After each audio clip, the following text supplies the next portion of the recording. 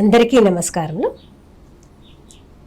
భారతదేశంలోని పూర్వకాలంలో ఉమ్మడి కుటుంబ వ్యవస్థ ఉన్నప్పుడు ఇంటిలోని పెద్దవారు పసివారిని ఒంట్లో కూర్చోపెట్టుకుని రామాయణ భారత భాగవతాలు, నీతి కథలు, దేశభక్తి గీతాలు, దేశభక్తికి సంబంధించిన కథలు, దైవభక్తికి సంబంధించిన కథలు పిల్లలకి కథల రూపంగా వారి వయస్సుకు తగ్గట్టు వారికి అర్థమయ్యే భాషలో వివరంగా విపులంగా వివరిస్తూ ఉండేవారు.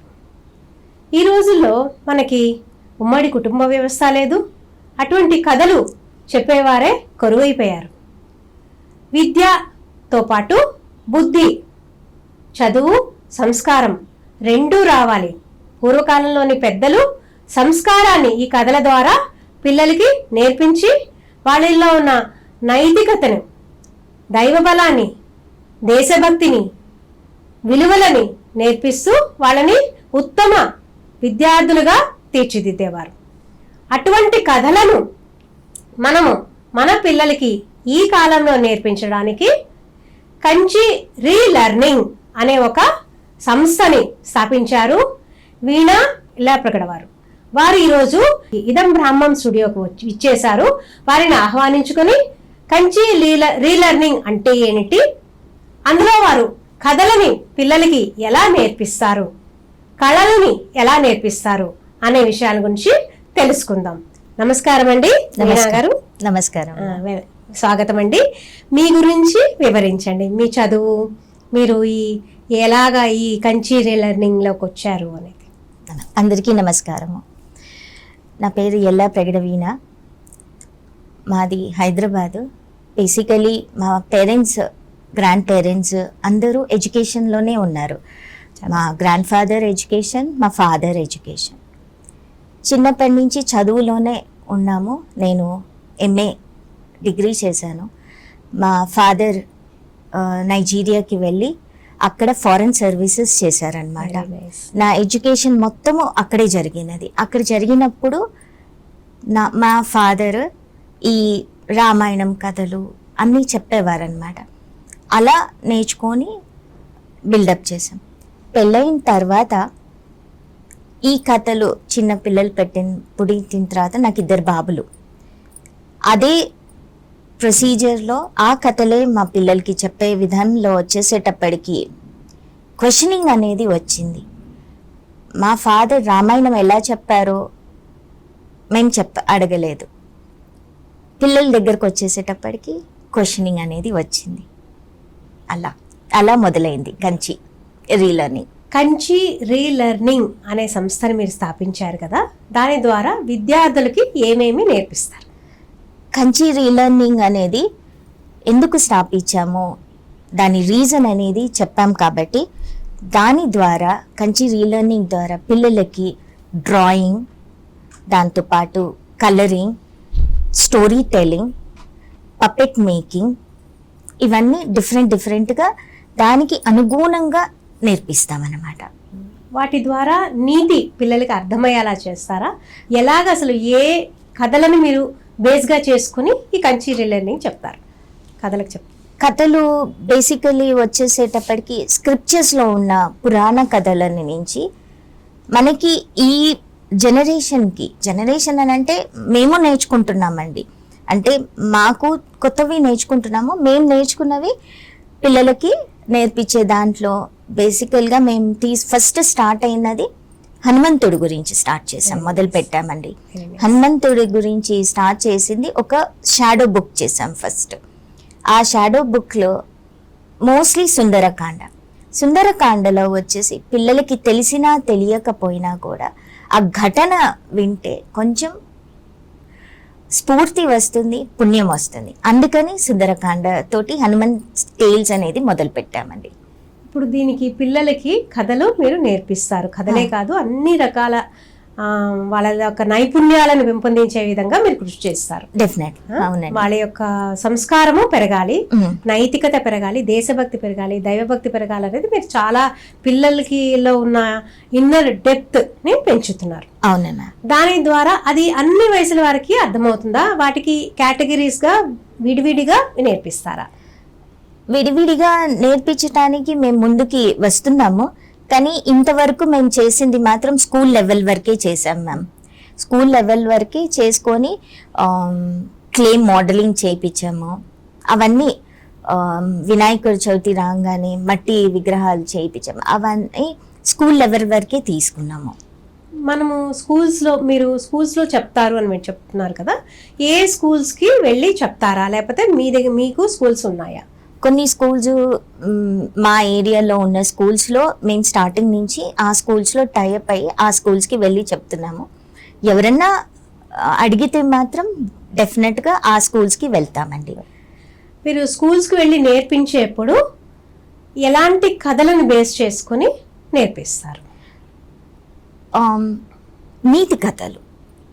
బేసికలీ నీతి కథలు అనేటప్పటికీ అన్ని కథలు అన్నప్పుడు డిఫరెంట్. ఇప్పుడు మేము రామాయణంలో నుంచి తీసుకున్నాము, కృష్ణుడి కథలు తీసుకున్నాము, ఆ పంచతంత్ర కథలు తీసుకున్నాము. అవన్నీ మిక్స్ చేసి చెప్తున్నామండి. మీకు ఈ హైదరాబాద్లో ఎక్కడెక్కడ బ్రాంచెస్ ఉన్నాయి?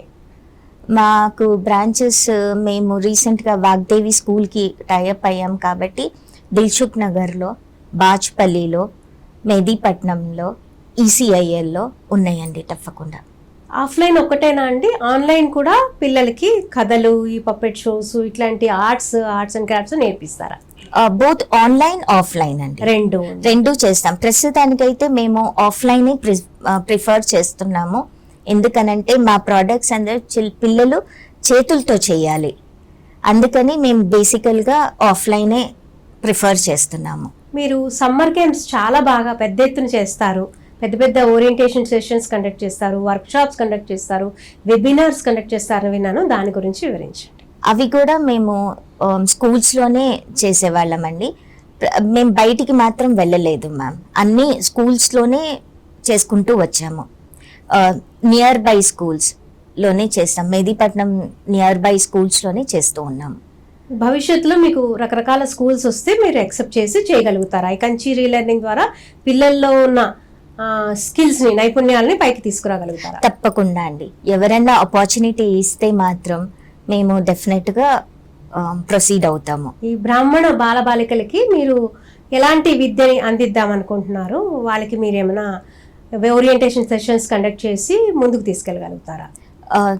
ఎవరైనా మా ఉన్నది బేసికలీ కథలే కాబట్టి ఈ విధంగా మేము ఫార్వర్డ్ వెళ్తాము డెఫినెట్గా.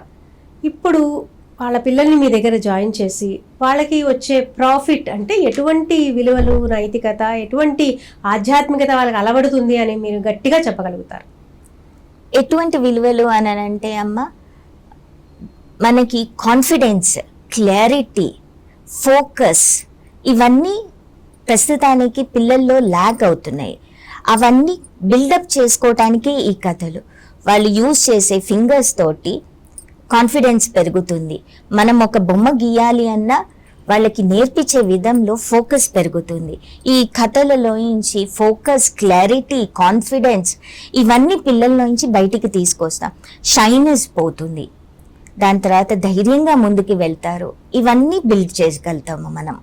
వాళ్ళ పర్సనాలిటీ డెవలప్ అవుతుందా? పర్సనాలిటీ డెవలప్మెంట్లో వాళ్ళకి దీనికి ఇది ఏమైనా ఉపయోగపడుతుందా? లేకపోతే స్పీక్ టు ఇన్స్పైర్ అంటే వాళ్ళు ఎక్కడైనా స్టేజ్ మీద మాట్లాడగలగడానికి, వక్తృత్వ పోటీల్లో పాల్గొనడానికి వాళ్ళకి అవకాశం కలుగుతుందా ఈ స్కిల్స్ ద్వారా? డెఫినెట్లీ అమ్మ. రూట్ తెలిస్తే మనము ఆ రూట్లో నుంచి నాలెడ్జ్ మనం ఇవ్వగలిగితే ఒక విషయాన్ని డిస్ట్రిబ్యూట్ చేసి, ఒక విషయాన్ని స్ప్రెడ్ చేసి మాట్లాడే కెపాసిటీ వస్తుంది వాళ్ళకి. ముందు if they do not know the essence వాళ్ళు చెప్పలేకపోతారు. ఈ కథ రూట్ చెప్తే వాళ్ళకి డిఫరెంట్ ఒపీనియన్స్ తీసుకొని క్లియర్గా ఎక్స్ప్రెస్ చేయగలుగుతారు వాళ్ళకి మీరు కాంపిటీషన్స్ లైక్ క్విజ్ అలాంటివన్నీ కండక్ట్ చేసి వాళ్ళలో ఉన్న పవర్ని పెంచగలుగుతారా? క్విజెస్ వైపు మేము ఇంకా వెళ్ళలేదు మ్యామ్. మేము వెళ్ళింది బేసికలీ దీనికే వెళ్ళాం కాబట్టి దీంట్లోనే ఇది అవుతున్నాం. భవిష్యత్తులో మీ రాబోయే 5 సంవత్సరాల్లో మీ భవిష్యత్ ప్రణాళికలు ఏమేమి చేయబోతున్నారు, ఏమేమి చేద్దాం అనుకుంటున్నారు, ఎలా ఈ విద్యార్థులను తీర్చిదిద్దాలనుకుంటున్నారు, వాళ్ళని ఉత్తమ విద్యార్థులుగా తయారు చేయాలి, దేశ పౌరులుగా ఎదగాలంటే మీరు ఏం చేద్దామని? మేము ర్యాండమ్గా ఇయర్లీ చేసేవాళ్ళం. కానీ ఇప్పుడు మాత్రం ఈ సెమిస్టర్ నెక్స్ట్ అకాడమిక్ ఇయర్ నుంచి మంత్లీ సీక్వెన్షియల్గా మంత్లీ వెళ్ళి పిల్లల దగ్గరికి వెళ్ళి స్కూల్స్కి అప్రోచ్ చేసి ఒక సిస్టమైజ్డ్ వేగా ఒక కరికులం కానీ ఇయర్లీ డైలీ 1 hour కానీ ఇచ్చేటట్టు ప్రోగ్రామ్ అనేది మొదలు పెట్టుకుంటున్నామమ్మా. సో ఇది మనం పెట్టుకుంటే పిల్లలకి రెగ్యులర్గా అవుతుంది, ఒక గ్యాప్ లేకుండా. అట్లా ప్రయత్నం చేస్తున్నాము. ఇది 5 సంవత్సరాల కోర్సు, 2 సంవత్సరాల కోర్స్ వైజ్గా కూడా డిజైడ్ చేశారా? కోర్స్ వైజ్గా అయితే ఇంకా డిజైన్ చేయలేదమ్మా. ఎందుకనంటే మేము కూడా నేర్చుకునే స్టేజ్లోనే ఉన్నాము. మేము క్యూరేట్ చేసుకునేది కొన్ని మాత్రమే, ఒక ఫ్యూ మంత్స్ కోసమే క్యూరేట్ చేసుకున్నాం కానీ ఇయర్ వైజ్ సిలబస్ అనేది లేదమ్మా మా దగ్గర. చాలా సంతోషం అమ్మా. చూశారు కదా, మీరెవరైనా మీ పిల్లల్లో మంచి ఆధ్యాత్మికత, నైతికత, దైవబలం, దేశభక్తి కావాలని కోరుకుంటే చక్కని కళలతో కూడిన ఈ కంచి రీలెర్నింగ్ వ్యవస్థాపకురాలైన వీణా గారిని సంప్రదించవచ్చు. ధన్యవాదాలండి. నమస్కారం. Thank you.